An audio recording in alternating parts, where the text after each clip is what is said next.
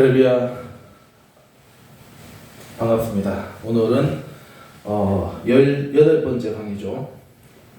18번째 강의고 제17과 나귀 새끼를 타신 예수님에 대해서 우리가 공부를 하도록 하시겠습니다. 오늘 이 18강, 19강, 18, 19강을 교회에서 제가 섬기는 교회에서 강의를 녹화를 하고 있습니다. 그래서 이제 좀 마이크로 좀 넓은 이렇게 목소리 음향이 나는 것은 이제 그 교회에서 이렇게 녹화를 하고 있다는 것을 여러분 이해를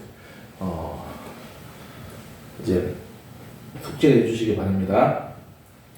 자, 146페이지입니다. 146페이지 교재. 자, 주제 말씀 보겠습니다. 우리가 지금 마가복음 공부하고 있죠. 마가복음 11장 1절로 10절 말씀입니다. 1절 10절인데 조금 분량이 있으니까 중간에 좀 넘어가겠습니다. 그래서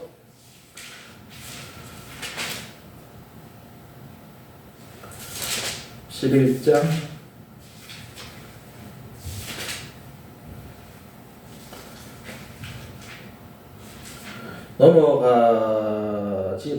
넘어가지 말고 이 교재는 지금 이제 이게 그 편집 때문에 이제 그 이게 지금 단락 때문에 이게 지금 이제 생략을 했는데 마가복음 11장 1절로 10절을 우리 다 같이 합독하시도록 하겠습니다. 그래서 교재를 보지 마시고 주제 말씀을 성경을 펴서 성경 말씀을 우리가 성경에서 이제 다 1절부터 11절까지 우리 합독하도록 하시겠습니다. 시작. 그들이 예루살렘에 가까이 와서 감람산 벳바게와 베다니에 이르렀을 때에 예수께서 제자 중 둘을 보내시며 이르시되 너희는 맞은편 마을로 가라. 그리로 들어가면 곧 아직 아무도 타보지 않은 나귀 새끼가 매어 있는 것을 보리니 풀어 끌고 오라. 만일 누가 너희에게 왜 이렇게 하느냐 묻거든 주가 쓰시겠다 하라. 그리하면 즉시 이로 보내리라 하시니 제자들이 가서 본즉 나귀 새끼가 문 앞 거리에 매여 있는지라. 그것을 푸니 거기 서 있는 사람 중 어떤 이들이 이르되 나귀 새끼를 풀어 무엇 하려느냐 하매 제자들이 예수께서 이르신 대로 말한대 이에 허락하는지라.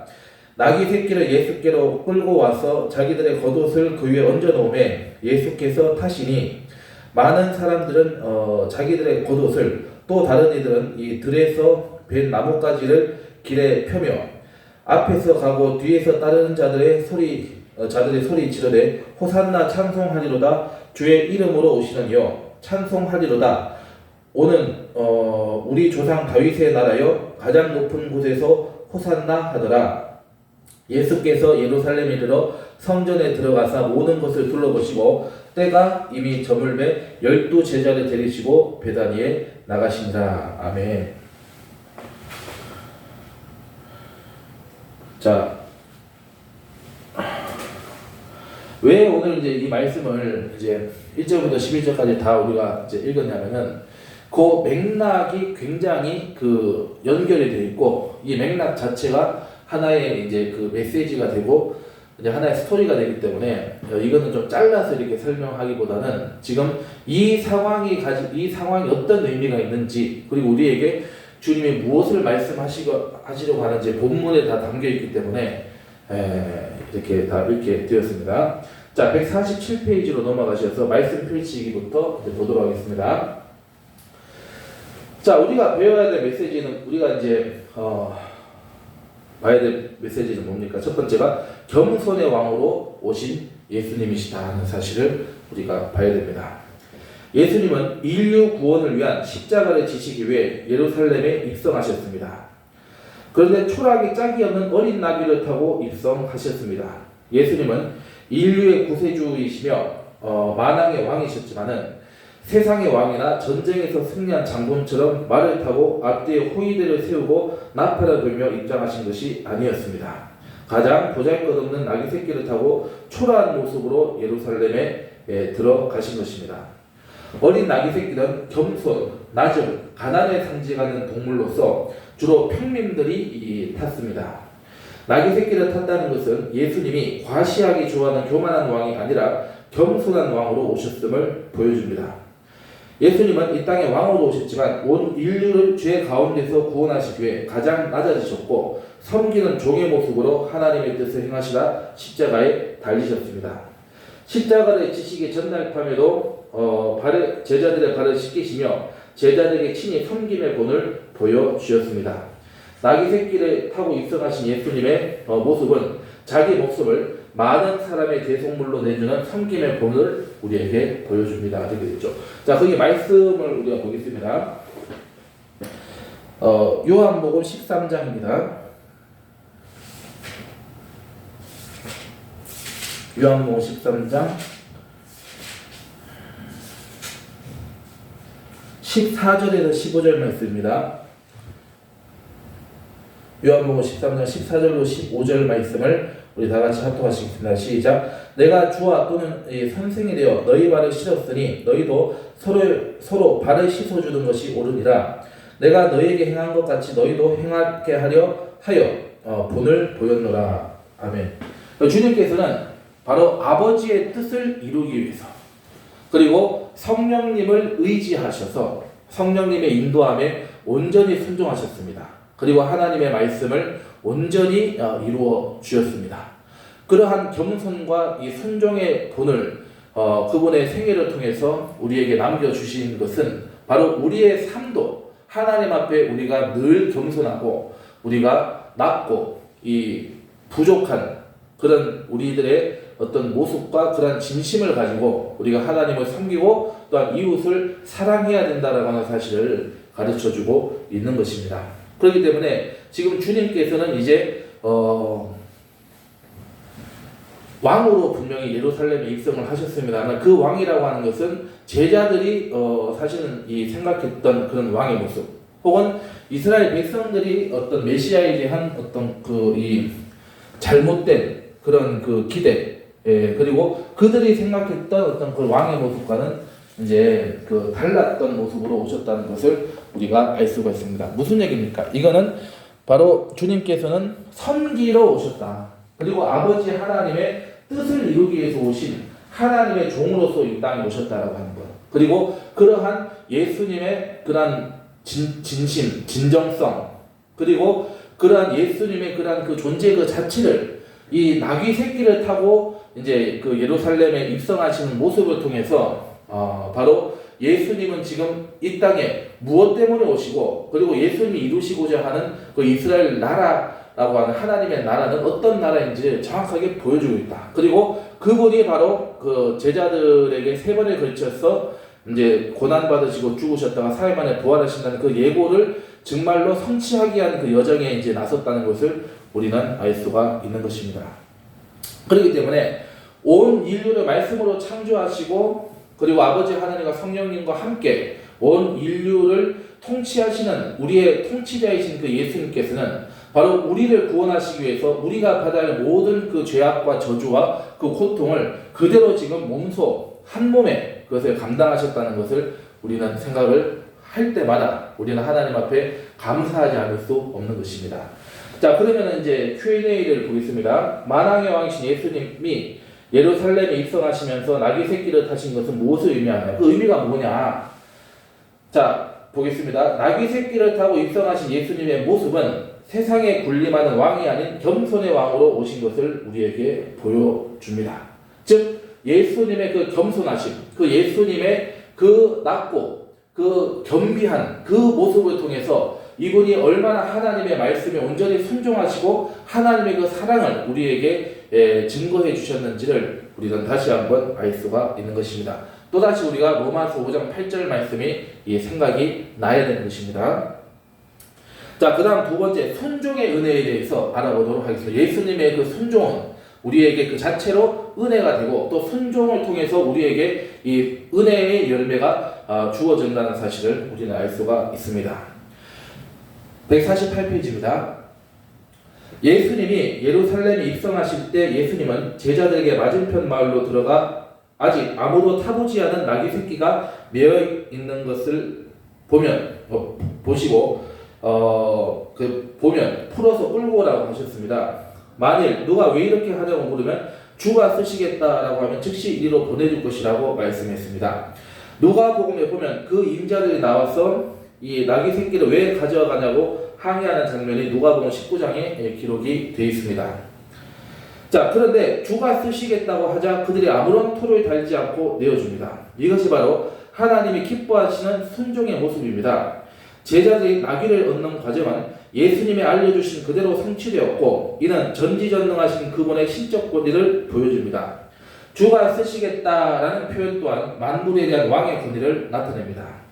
우리가 가진 것은 모두 주님께 속한 것이라고 하는 사실, 주님께 속한 것이며 우리는 단지 청직일 뿐이라는 사실을 우리는 명심해야 하는 것입니다. 주님이 쓰시겠다고 말씀하실 때 기쁜 마음으로 즉시 순종하는 청지기의 자세, 그 자세를 예수님이 먼저 보여주셨다는 겁니다.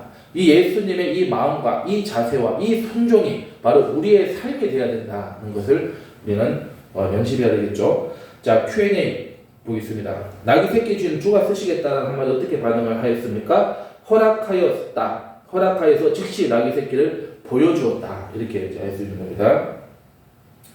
자, 그리고 이와 같은 아버지 하나님의 그 사랑을 순종함으로 그것을 보여주신 그 주님, 그리고 성령님과 함께 연합하시고 동역하시고 성령님의 인도함을 받아서 이 모든 구원의 역사를 이루시는 그 주님만이 우리의 찬양을 받으시기에 합당하신 우리의 영원한 왕이시고 우리의 주님이심을 우리는 고백을 해야 됩니다. 예수님이 예루살렘에 입성하실 때 많은 사람이 예수님 앞에 자기들의 겉옷과 종려나무 가지를 펴놓았습니다. 또한 예수님의 뒤를 따르며 호산나 찬송하리로다 주의 이름으로 오시는 이여 우리 조상 다윗의 나라여 가장 높은 곳에서 호산나라고 찬양하며 환호했습니다. 당시 예루살렘에 있던 사람들은 예수님을 그들이 고대하던 정치적 메시아로 착각을 했습니다. 그러니까 쉽게 얘기해서 많은 사람들이 귀신을 쫓아냈습니다. 그리고 많은 죽은 자를 살리셨습니다.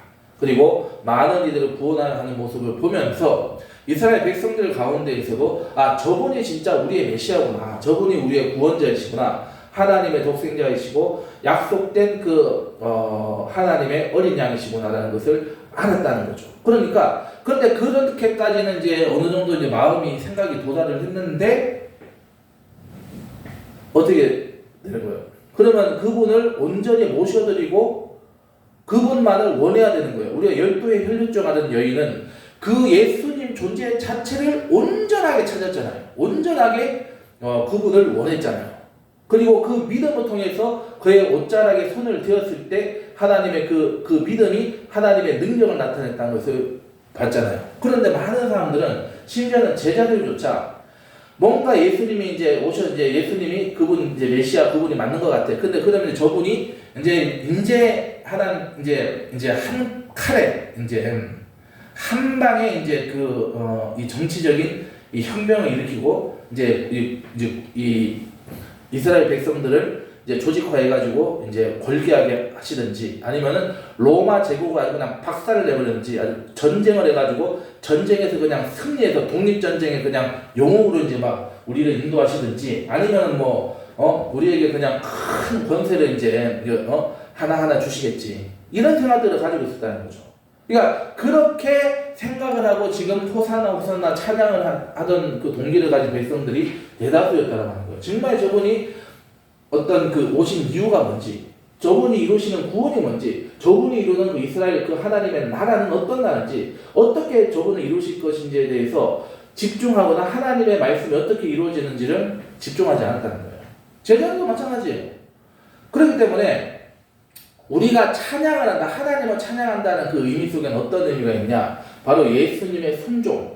우리가 하나님이 어떻게 인도하시든, 어떻게 일을 이루시든, 어떻게 응답을 하시든, 우리는 그것을 감사해야 되고, 우리는 받아들여야 된다는 거예요. 그리고 그러한 하나님의 일하심에 대해서 우리가 찬양을 해야지, 우리가 우리의 어떤 만족, 우리의 필요, 우리의 욕심, 뭔가 내가 원하는 것을 이루어 주시는 하나님이라고. 그러니까 하나님은 꽃감 항아리의 어떤 존재처럼 생각하시면 안 된다고 하는 거예요. 그렇기 때문에 이들의 이 호산나, 이들의 이 환호, 이들의 이 찬양이라고 하는 것은 결국은 얼마 지나는지 알아서 전부 다 이제 그 외면하게 되고 배신하게 되고 거절하게 되는 그런 식으로 나타나게 됐다는 거죠.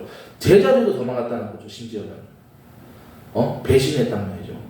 자, 그렇기 때문에 우리는 하나님이 어떻게 이루어 주시든 간에 우리가 생각했던 것보다 더 좋게 이루시는 하나님이심을 알고 바로 하나님의 그 역사를 우리가 온전히 감사함으로 받아들이고 찬양하고 우리가 고백하는 그러한 우리의 그 믿음이 되어야 된다는 것을 우리가 알 수가 있는 것입니다. 아시겠죠?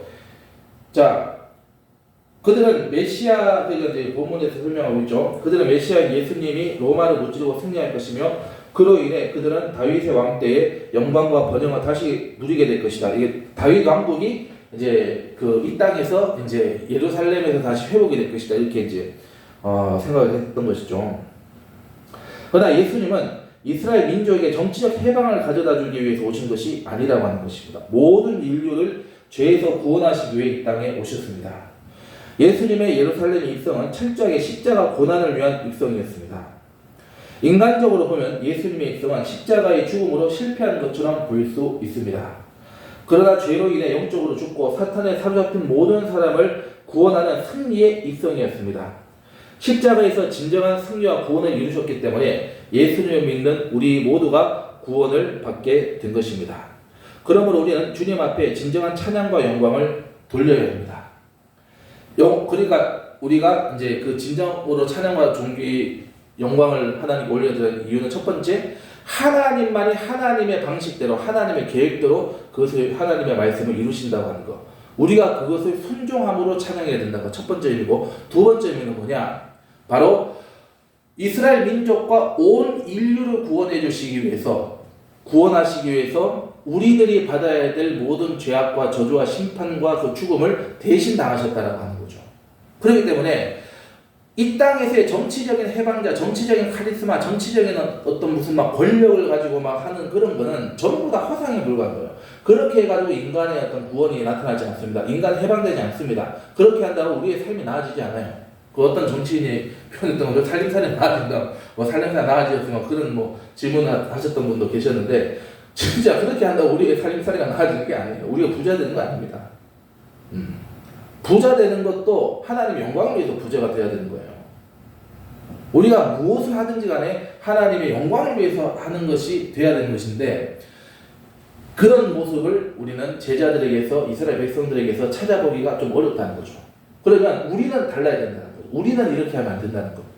우리는 진정으로 그분의 그 구원의 참뜻이 무엇인지를 알고 그분의 순종이 무엇인지를 알아서 하나님의 마음에, 하나님의 입장에서 하나님께 기뻐하시는 그런 우리의 삶의 순종을 통해서 우리가 찬양을 드리는 저와 여러분들이 되어야 되는 것이다. 그것을 이 나귀 새끼를 타고 오신 예수님의 그 희생과 헌신과 그 죽으심과 부활하심의 역사를 통해서 우리는 발견할 수가 있어야 되는 것이다. 이것이 이번 과의 결론이 된다는 것을 여러분 우리 함께 기억을 하도록 합시다. 자, Q&A 보시죠. 예루살렘에서 예수님의 입성을 환호하던 사람들이 메시아이신 예수님께 기대했던 것은 무엇이냐? 그러니까 자신들은 로마의 압제로부터 해방하고 다윗 왕의 영광과 번영을 다시 누리게 될 것이라고 기대하고 있어요. 그러니까 이거는 무슨 얘기냐? 하나님의 나라, 하늘의 어떤 이 소망을 두는 게 이 땅의 소망을 두는 것이었다. 그런 것도 우리가 지적을 할 수가 있는 것입니다. 기도하겠습니다. 사랑의 하나님 감사합니다. 주여, 주님께서는 우리들을 구원하시고 그리고 우리가 받아야 될 그 심판을 대신 지시기 위해서 이 땅에 처음 오시고 그리고 그곳에서의 어떤 삶을 감내해 주셨습니다. 그러므로 저희들도 그 은혜를 늘 기억하게 하여 주시고 예수님 같이 하나님이 주신 그 십자가, 그 사명을 우리가 겸손하고 낮은 그리고 하나님만 온전히 의지하고 순종하는 그러한 사명 감당하는 제자가 될 수 있도록 그러한 예배의 삶이 될 수 있도록 인도하여 주시옵소서. 감사하고 우리 구주 예수님의 이름으로 기도드렸나이다. 아멘. 감사합니다. 수고하셨습니다.